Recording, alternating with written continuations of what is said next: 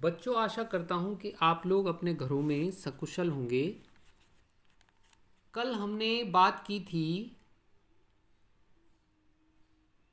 उपभोक्ता वस्तुएं, उनके प्रकार, उनके कुछ उदाहरण, पूंजीगत वस्तुएं, उनके उदाहरण और मूल्यह्रास। इस संदर्भ में हमने कल के वीडियो में चर्चा की थी और मैंने आपको बताया था कि मैं अर्थशास्त्र विषय में विभिन्न प्रकार की जो वस्तुएं हैं जो समय समय पर आती रहती हैं, किसी भी अवधारणा को के बीच में आती रहती हैं, वो आप देखेंगे बाद में ये कई जगह प्रयुक्त होती हैं अर्थशास्त्र में। तो इन वस्तुओं को आपको समझ लेना है, आपको अपने दिमाग में इनकी स्पष्ट अवधारणा बना लेनी है। तो इसी कड़ी को मैं आगे बढ़ाते हुए आज मध्यवर्ती वस्तुएं, अंतिम वस्तुएं, स्थानापन्न वस्तुएं और पूरक वस्तुओं की बात करता हूँ। सबसे पहले बात करता हूँ मैं मध्यवर्ती वस्तुएं। मध्यवर्ती वस्तुएं वे वस्तुएं हैं जिनका अभी पूरी तरह से उत्पादन नहीं किया गया है, यानी अभी उनमें कुछ काम होना, कुछ उत्पादन हो चुका है और कुछ उत्पादन होना उसमें बाकी है, तो उनको कहा जाता है मध्यवर्ती वस्तुएं। आप अगर आपको कभी भी ये पूछा जाए कि मध्यवर्ती वस्तु किससे कहते हैं, तो आप उसको ऐसे लिखेंगे कि वे वस्तुएं जिन्होंने अभी उत्पादन की सीमा रेखा पार नहीं की है। यानी उत्पादन की सीमा रेखा पार होने से मतलब है कि अभी वो पूरी तरह से तैयार नहीं है, अभी वो अंतिम उपभोक्ता के लिए, जो उसका अंतिम प्रयोग करता है उसके लिए, उपभोग के लिए वो पूरी तरह से तैयार नहीं है, तो उसको कहते हैं मध्यवर्ती वस्तु। इसके मूल्य में अभी वृद्धि होने वाली होती है। मैं आपको एक उदाहरण, सपोज करो कोई मिठाई बनाने वाला है, तो मिठाई बनाने वाले के लिए मावा और चीनी जो है वो मध्यवर्ती वस्तु है। समझ गए ना आप? क्यों? वैसे मावा का अपने आप में एक मूल्य है, चीनी का अपने आप में एक मूल्य है, लेकिन क्योंकि वो व्यक्ति अंतिम रूप से क्या बनाता है, मिठाई बनाता है, तो वो जो उसकी अंतिम वस्तु क्या है, मिठाई। और वो किन चीज़ों से बना रहा है, उसको चीनी, मावा इत्यादि को मिला करके बना रहा है। तो जो ये चीज़ें हैं, चीनी, मावा इत्यादि, ये जो हैं मध्यवर्ती वस्तु है। तो मैं समझता हूँ आपको मध्यवर्ती वस्तु की संकल्पना स्पष्ट हो गई होगी। तो आपको अगर पूछा जाए कि मध्यवर्ती वस्तु किसे कहते हैं, तो आपको यही लिखना है कि वे वस्तुएं जिन्होंने अभी उत्पादन की सीमा रेखा को पार नहीं किया है और जो अभी अपने अंतिम प्रयोगकर्ता के लिए, उपभोग के लिए पूरी तरह से तैयार नहीं है, उसको मध्यवर्ती वस्तु कहा जाता है। देखो बच्चों, मध्यवर्ती वस्तु, जब हम राष्ट्रीय आय की गणना करते हैं ना, तो इन मध्यवर्ती वस्तुओं के मूल्य को राष्ट्रीय आय में सम्मिलित नहीं किया जाता है। आपको ये बहुत ही ध्यान से इम्पोर्टेंट है, आपको याद रख लेना है कि मध्यवर्ती वस्तुओं को का जो मूल्य है उसको राष्ट्रीय आय की गणना में सम्मिलित नहीं किया जाता है। इसका कारण यह होता है क्योंकि देखो, जैसे आपने मिठाई है, हाँ, अभी मैं मिठाई का उदाहरण मैंने आपको बताया था, क्योंकि अंतिम वस्तु क्या है, मिठाई है। अगर हम अंतिम वस्तु के मूल्य को राष्ट्रीय आय में सम्मिलित किया जाता है, तो अगर हम मिठाई के मूल्य को भी राष्ट्रीय आय में सम्मिलित कर देंगे और जिस वस्तु से वो मिठाई बनी है, यानी चीनी, मावा इत्यादि, इनको भी, इनके मूल्य को भी अगर हम राष्ट्रीय आय में शामिल कर लेंगे, तो इससे क्या हो जाएगी, दोहरी गणना हो जाएगी। यानी एक तो हमने मिठाई का मूल्य जोड़ दिया और एक हमने अलग चीनी का मूल्य अलग जोड़ दिया,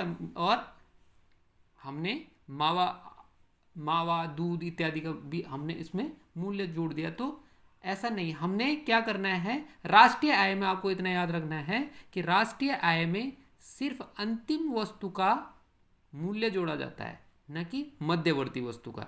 यानी जो अभी पूरी तरह से उत्पादित नहीं हो पाया है उसका मूल्य राष्ट्रीय आय में नहीं जोड़ा जाता।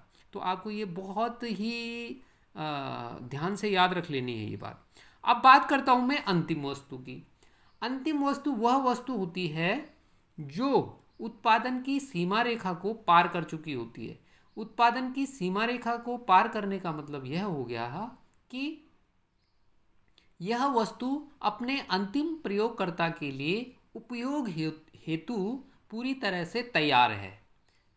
इस ये मतलब है उत्पादन की सीमा रेखा को पार करने से। तो अंतिम वस्तु वह वस्तु है जिसने अपने उत्पादन की सीमा रेखा को पार कर लिया है और ये अपने अंतिम प्रयोगकर्ता के लिए यह वस्तु पूरी तरह तैयार है। और आपको जैसे मैं पहले ही बता चुका हूँ कि जो अंतिम वस्तु होती है उसको राष्ट्रीय आय की गणना में उसके मूल्य को सम्मिलित किया जाता है। मध्यवर्ती वस्तु के मूल्य को सम्मिलित नहीं किया जाता है। अंतिम वस्तु के मूल्य को राष्ट्रीय आय की गणना करते समय सम्मिलित किया जाता है।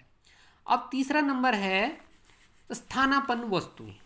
स्थानापन्न वस्तुएं क्या होती हैं?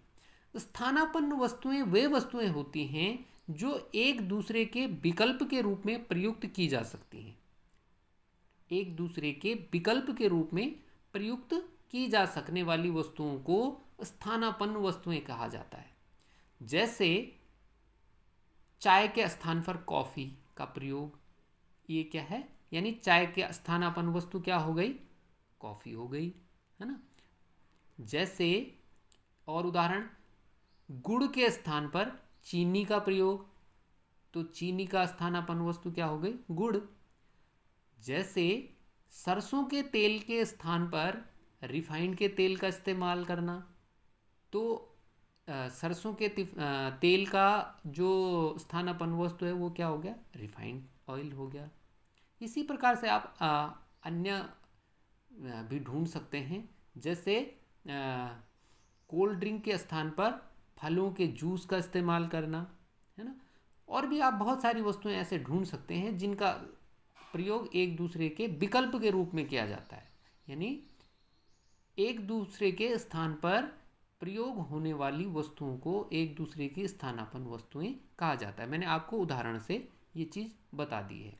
अब जो अंतिम वस्तु मैं आपको आज की वीडियो में बताने वाला हूँ वो है पूरक वस्तुएं या संयुक्त मांग वाली वस्तुएं। ऐसी वस्तुएं जिनकी मांग एक साथ होती है। मतलब अगर आपने एक वस्तु खरीदी है तो दूसरी आपको उसके साथ साथ खरीदनी ही है, उनको बोला जाता है संयुक्त मांग वाली वस्तुएं। इसके कुछ उदाहरण हो सकते हैं। जैसे आप कटर और पेंसिल, जैसे आप पेंसिल खरीदते हैं तो उसके लिए आपको कटर चाहिए ही चाहिए होता है ना। जैसे आपने गाड़ी खरीदी है तो उसके साथ आपको पेट्रोल खरीदना ही खरीदना पड़ेगा, नहीं तो आप गाड़ी नहीं चला पाएंगे। इसी प्रकार से जैसे आप ब्रेड और बटर एक साथ खरीदते हैं, चाय और चीनी आपको इस तरह से संयुक्त मांग वाले आप समझ गए होंगे कि जिन वस्तुओं का प्रयोग साथ साथ होता है, एक दूसरे के बिना वो मतलब एक दूसरे के बिना वो प्रयोग नहीं की जा सकेंगी और उनका एक साथ प्रयोग होना अति आवश्यक होता है, तभी वो हमारे लिए उपयोगी होगी, है ना। तो मैं समझता हूँ आप समझ गए होंगे इन सभी चीज़ों के बारे में। मैं आशा करता हूँ कि आप इन सभी वस्तुओं के बारे में आप अपने नोट्स बना लेंगे और अगर आपको कहीं पर कोई कन्फ्यूज़न है तो आप मुझे ग्रुप के माध्यम से आप मुझे शेयर कर सकते हैं। मैं आपके क्वेरीज़ को शॉर्ट आउट करने का प्रयास करूंगा। ग्रुप में कुछ बच्चे और जुड़े हैं, 2-3 बच्चे, उनका भी स्वागत है। और मैं आपसे आशा करता हूं कि अगर आपके पास कोई भी आपका मित्र है जो हमारी क्लास का है और आप उसको इस ग्रुप में जोड़ना चाहते हो तो आप मुझे उसका नंबर सेंड करिए या जितेंद्र को सेंड करिए, आप जो है ग्रुप में उसको जोड़ दिया जाएगा। तो आप अपनी पढ़ाई करते रहिए, अपना ख्याल रखिए। बहुत बहुत धन्यवाद।